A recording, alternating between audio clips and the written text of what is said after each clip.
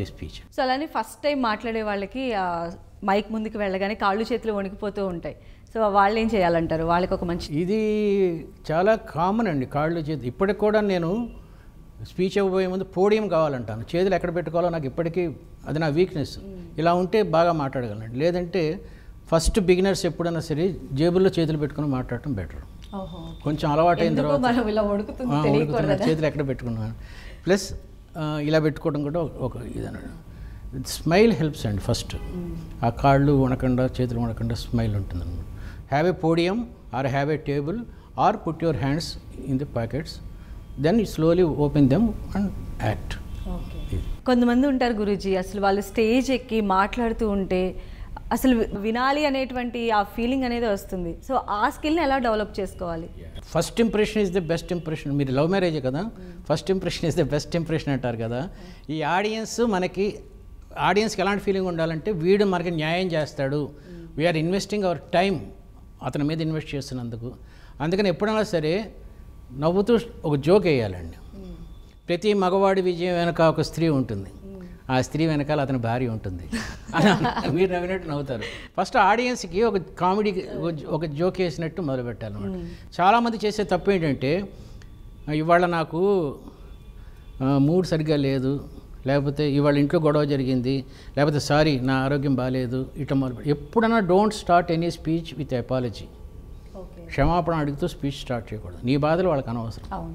Starting the speech ఎంత అద్భుతంగా ఉంటే అంత బాగుంటుందండి. బిగినింగ్ చాలా బాగుండాలంటారు స్పీచ్ స్టార్ట్ చేసే. స్పీచ్కే కాదండి, సినిమా కూడా బిగినింగ్ బాగుండాలి. ఫస్ట్ 5 minutes బోర్ కొడితే సినిమా ఫ్లాప్ అవుతుంది. అవును. బిగినింగ్కి ఆకట్టుకోవడానికి చిన్న చిన్న కథల్లాగా స్టార్ట్ చేయొచ్చు, సస్పెన్స్ స్టార్ట్ చేయొచ్చు. ఉదాహరణకి ఈరోజు ఇక్కడికి వస్తున్నాను కానీ నిన్న రాత్రి మా ఇంట్లో జరిగిన సంఘటన చెప్తే మీరు ఏం చేస్తారో మీరే ఆలోచించండి. నేను భోజనం చేస్తున్నాను, ముద్ద నోట్లో పెట్టుకోబోతుంటే మా ఆవిడ, ఇవాళ్ళన్నా మీరు ఆవిడింటికి వెళ్తారా, ఆవిడ అసలే ఒట్టి మనిషి కాదు అంది. తింటున్న మొత్తం సగంలో ఆగిపోయింది.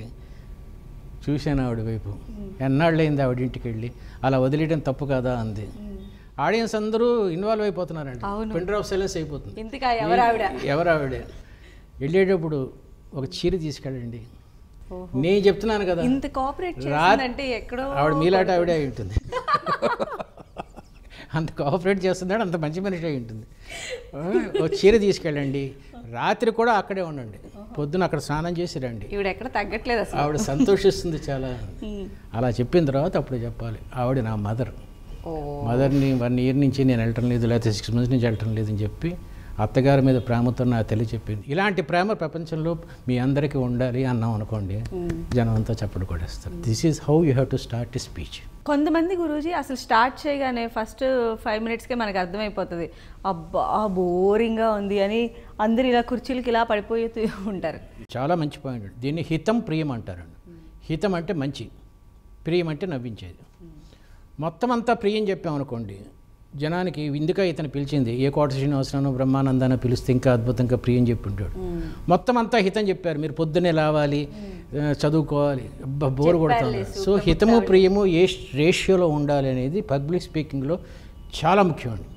బిజినెస్ స్కూల్కి వెళ్ళాను నేను, జపాన్కి వెళ్ళాను, అంతా ఎంటర్ప్రీనియర్స్ ఉన్నారు. అక్కడ మొదలుపెట్టి పెళ్ళాం గొడవలు ఇవి చెప్పాం అనుకోండి, బోర్ కొడుతుంది. They expect me for within ½ an hour to tell something about business.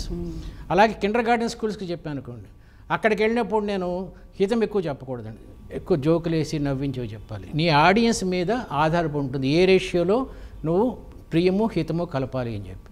This is the best quality of a good speaker.